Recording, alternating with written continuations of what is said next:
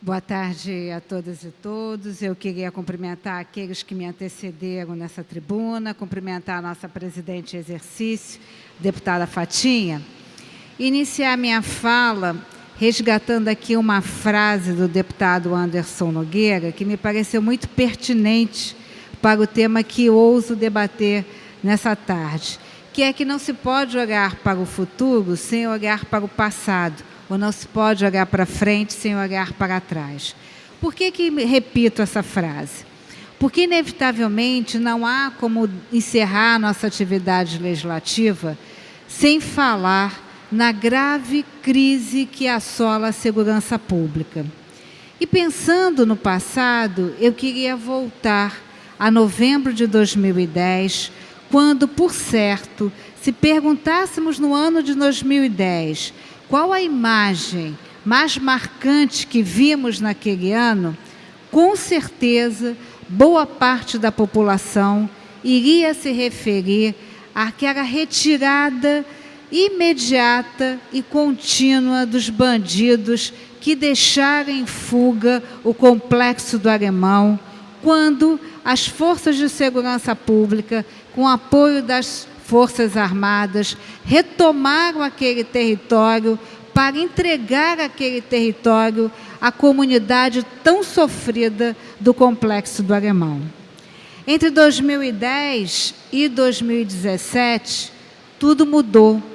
Parece que tudo aquilo, parece não, com certeza, tudo aquilo que foi conquistado naquele momento, em que muitas pessoas diziam que talvez a polícia devesse tomar uma outra medida. Eu me lembro com muita clareza que indagavam o que estavam fazendo os policiais que estavam no patrulhamento aéreo policial, que não dizimaram aqueles bandidos, e a polícia naquele momento deu um bom exemplo do que é fazer segurança pública, quando entenderam que o momento era da retomada do território, a devolução daquele território para a comunidade e a prisão daqueles autores e a recuperação de armas e veículos e apreensão de armas e drogas.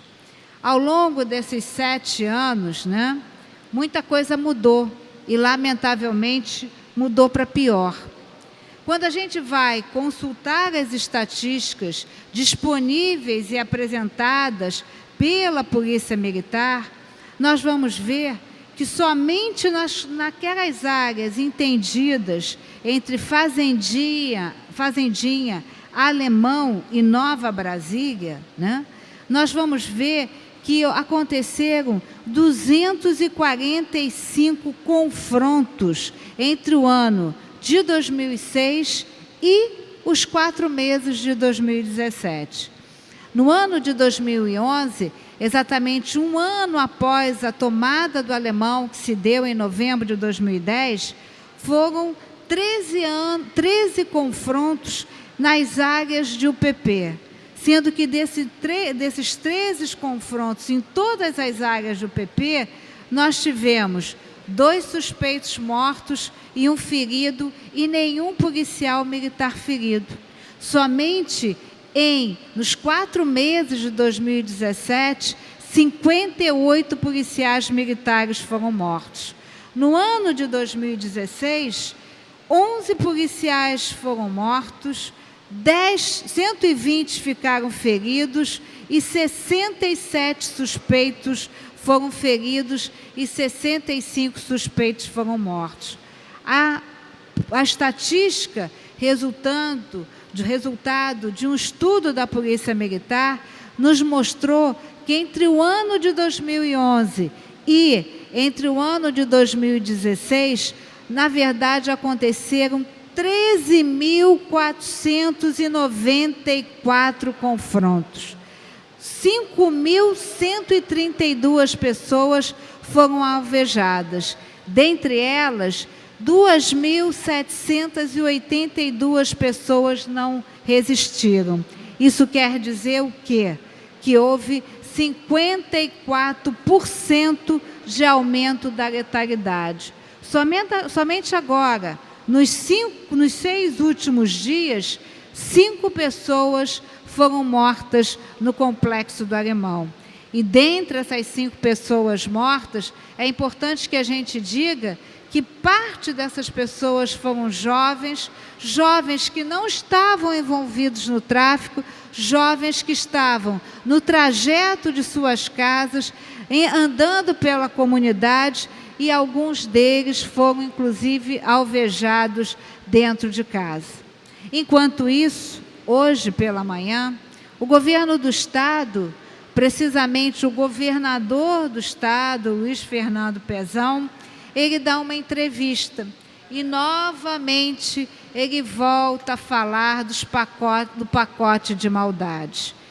O pacote de maldades, que no que se refere ao aumento da contribuição previdenciária, não foi aceito como emenda, lá, embora aprovado o pacote, que é o projeto de recuperação, de apoio aos estados, mas mesmo lá no Congresso Nacional não houve o aceite, ou seja, foi aceita a emenda que não admite o aumento da Previdência.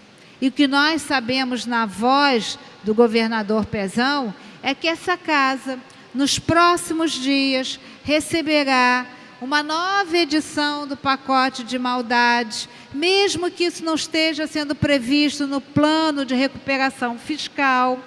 Mais uma vez, essa casa vai examinar o aumento da alíquota da Previdência de 11% para 14%, já que, segundo o governo do Estado, o rombo da Previdência alcança 20 bilhões e 12 bilhões se refere à Previdência. Só que eles esqueceram de dizer que esse rombo não foi feito pelo servidor. Eles esqueceram de dizer que os servidores que tiveram uma mudança de previdência no ano de 2013, em setembro de 2013, é que os servidores, ainda que aposentados, estão pagando a sua contribuição previdenciária. Então, nos parece que a maneira que o governo tem de enfrentar a sua grave crise econômica fiscal, essa calamidade econômica, como eles bem denominaram, é única e exclusivamente cobrando, aumentando a alíquota dos servidores. Nós não verificamos nenhum gesto de reequilíbrio fiscal. Recebemos aqui, há 3 semanas atrás, o secretário da Casa Civil, que trouxe 4 propostas.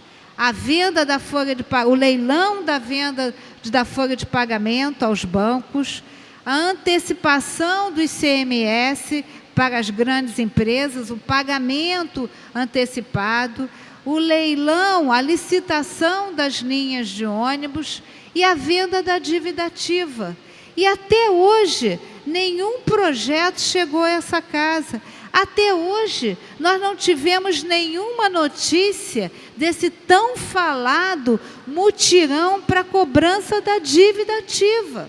O que se quer e o que se pretende é única e exclusivamente penalizar os servidores públicos. Parece que entre hoje e amanhã, o secretário de Fazenda, Gustavo Barbosa, vai fazer um lançamento do calendário do pagamento dos salários dos servidores. E a área da segurança, que até então, de alguma forma, estava tendo um atendimento diferenciado, o governador já disse que não pagará até o 10º dia útil os servidores da segurança pública. E eu quero dizer que esse aumento alarmante dos índices de violência, e quando vamos para o detalhamento, seja da letalidade violenta, do roubo de veículo ou do roubo de carga, quando o Estado do Rio de Janeiro assume, dentre as estatísticas nacionais, 40% dos casos de roubo de carga, eu quero dizer que esses índices de criminalidade que fazem parte do sistema integrado de metas, eu acredito que todos os policiais civis e militares estejam sendo convocados para as reuniões de nível 3, as denominadas reuniões para a reavaliação das estratégias, já que não há nenhuma solução para o aumento dos índices de violência.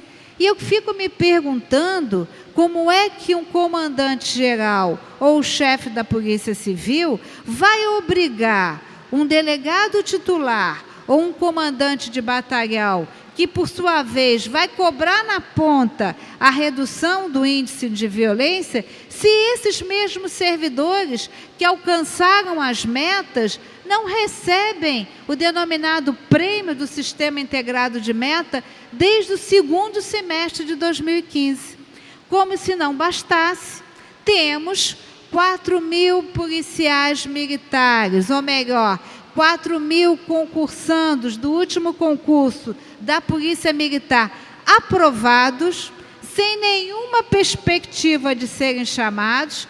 Da mesma forma, 248 oficiais do cartório, sem nenhuma perspectiva de serem convocados para a Academia da Polícia Civil, e pior ainda, quase 100 papiloscopistas aprovados no concurso e na segunda etapa do curso de formação, sem nenhuma perspectiva de serem nomeados. Enquanto isso, tenta o governo do Estado, junto ao Ministério da Justiça, trazer 50 policiais rodoviários federais e trazer 500 homens da Força Nacional. É bom lembrar que depois das Olimpíadas, em razão do não pagamento do regime adicional de serviço, do RAS, 500 policiais já se ausentaram das ruas do estado do Rio de Janeiro depois das Olimpíadas. Na manhã de hoje, lamentavelmente, acordamos com mais uma morte de um policial militar, mais de uma morte de um jovem que estava se deslocando para a casa de um amigo no Complexo do Alemão, e com a notícia de que o meu bairro, meu querido bairro da Tijuca, teve a ordem de fechar as suas lojas ali na altura do Rio Comprido, meio Estácio, início da Tijuca, em razão da morte de um traficante. Eu quero dizer que concordo com a manifestação do secretário Roberto Sá, e achei tão curioso o governador, na entrevista que deu a uma rádio, chamar o secretário Roberto Sá de Coronel Roberto Sá, chamar o chefe da Polícia Civil de o Carlos Leba, da Defesa Civil, só posso entender que naquele momento o governador estava num momento de desconforto diante dessa situação, buscar o aumento da legislação, das penas para o tráfico de armas. Isso nós também, deputados estaduais, seja a Comissão de Segurança Pública ou a Comissão de Indústria e Comércio, presidida pelo deputado Valdec, estaremos lá. Já estamos buscando, no dia 15 de maio, uma reunião com o ministro da Justiça, com o secretário nacional de Segurança Pública. Na verdade, o que nós precisamos não é apenas da força da lei. O que nós precisamos é de estratégia de enfrentamento dessa grave crise que assola o Rio de Janeiro, antes que seja tarde. Muito obrigada, senhora presidente.